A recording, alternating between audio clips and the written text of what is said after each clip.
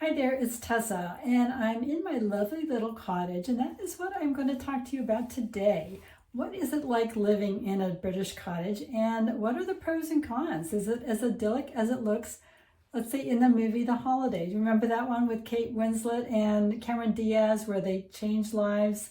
I think Kate kind of got the short straw, short romantic straw on that one. But anyway, that is the kind of cottage that I live in, and it is truly yeah, it's a very special way to live. But what is it all about? What should you know if you are thinking about buying or living in a cottage or moving to the UK and maybe looking at a way of life that's a lot different than it is in the US?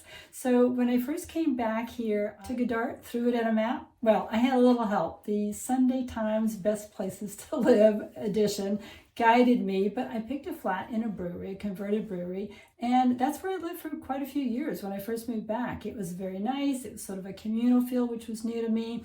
The town got a little rowdy on Friday nights after the pub closed, but everything was walkable. However, after the pandemic, I really craved some outdoor space, which I was missing there. And I also wanted to have my own front door. So I set up alerts on Rightmove. Rightmove, by the way, is the premier property portal here in the UK. You can rent or buy on it. And then this cottage in a village that I was familiar with popped up, and it kind of ticked all my boxes.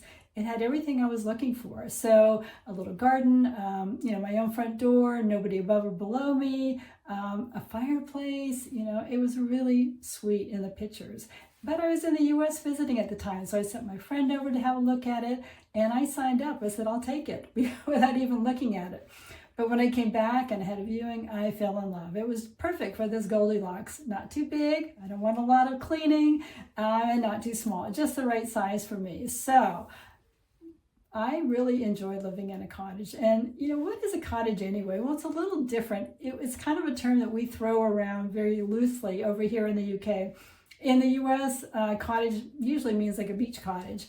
But here it is everything from a terraced home or a row home, as we would call it in the US, all the way up to a kind of I even saw a large holiday rental for 12 people advertised as a cottage. So it can be everything from a tiny bolt hole all the way up to, something rather grand. But the idea is that it's sort of this cozy way of life, and it's sort of a cozy to denote a lot of homes, even homes that aren't to denote. Homes that aren't typically cottages will have a little sign that says, so-and-so cottage. Mine is the typical 2 up, 2 down, the traditional cottage. There's 2 rooms downstairs and 2 rooms upstairs. And that's it. There's a sort of a living space, a front room in the front, and then a kitchen in the back.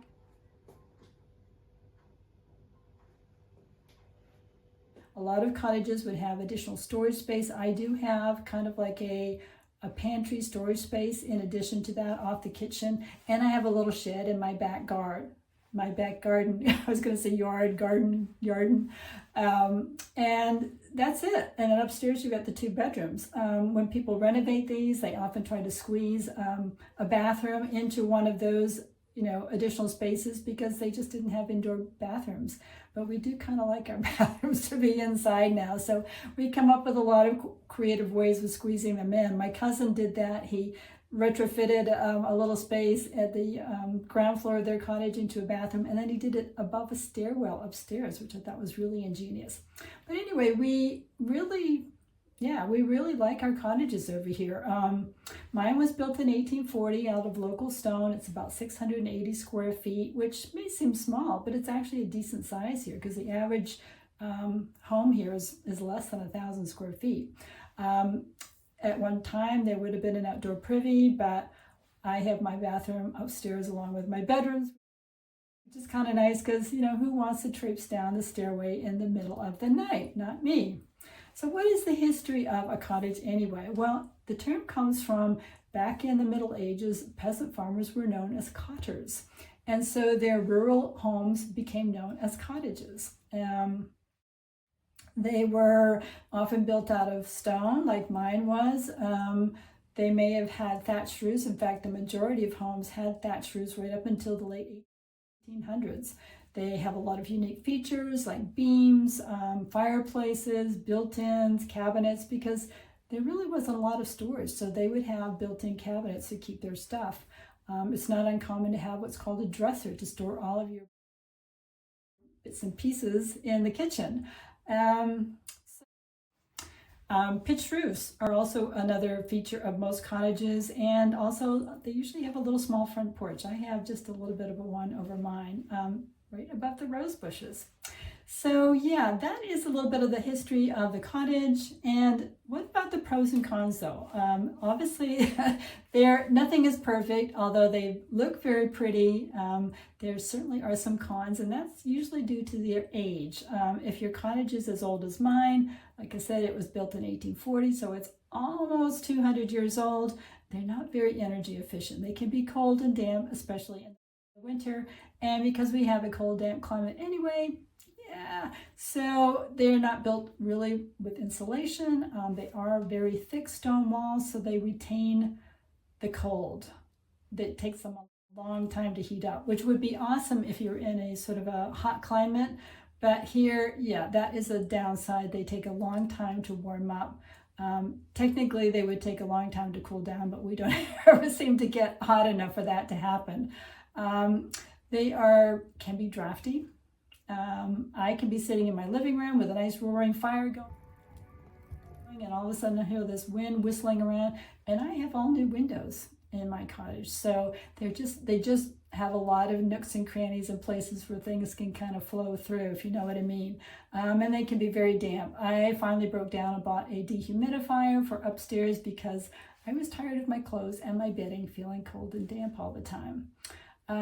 Yeah, so that's really the biggest downside, is the lack of energy efficiency, and it can be costly. My cottage is all electric. There is no natural gas in this village. Of course, you can have propane gas or oil for your heating, but I don't. And electricity is probably one of the most expensive ways to heat something that is not energy efficient. So yeah, there's also the little critter problem. When I first moved in, I saw lots of spiders everywhere, spider webs here and there, and I thought, ooh, that's a lot. And I've even seen some rather large guys kind of, hanging out. But you know what? Spiders don't really bother me. I mean, they usually keep to themselves, don't they? And they do good things. They eat those little bugs. So I thought, I can coexist with the spiders. Woodlice and woodworm, yeah, not so much. I've seen a few of those guys crawling around because, yeah, this cottage is very damp. And so on the sort of the molding, trim around the baseboard, you will sometimes see something moving.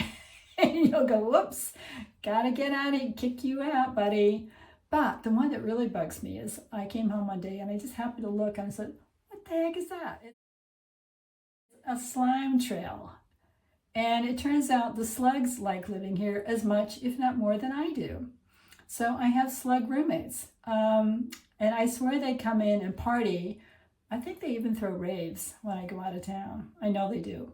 I get up in the morning and I see new trails. I go, oh, I've tried salt. I've tried slug repellent, because technically they are supposed to be out in the garden, eating up and chewing up all the plants, but they've decided that my indoors is more hospitable than being out in the damp and the cold.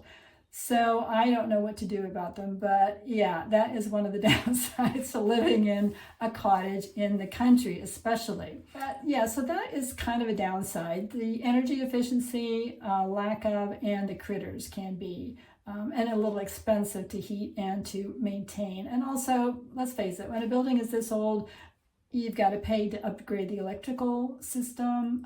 Fortunately, I think mine's already been updated. I have plenty of outlets and what have you. The plumbing may be outdated. It's the same of any older building. It can be kind of a little bit of a money pit.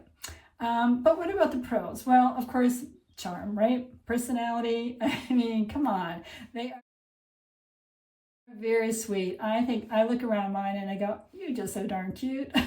So yeah, they're really fun to decorate. It's just oozing charm and personality. You can't buy that.